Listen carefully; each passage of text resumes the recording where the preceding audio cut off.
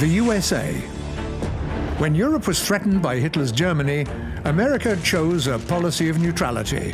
The country neither joined the countries which were at war with Nazism, nor did it give them any aid.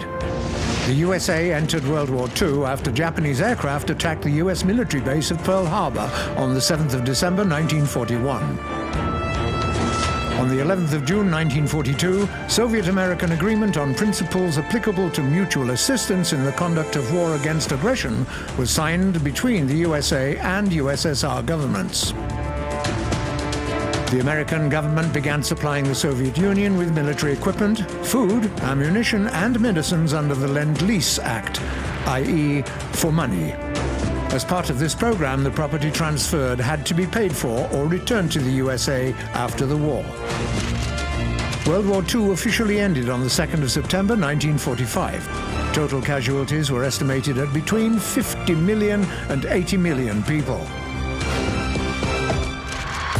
The economics of all the countries involved in the war were destroyed, except for the United States. After all, for them, this war, like all wars that followed, was just business.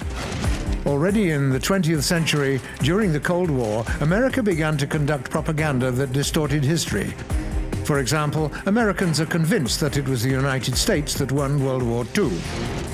And this despite the fact that the Allies' Second Front was not opened until 1944, when the Soviet victory was already evident.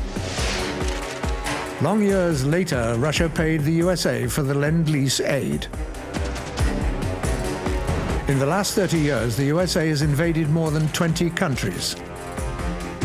Civilians were killed there.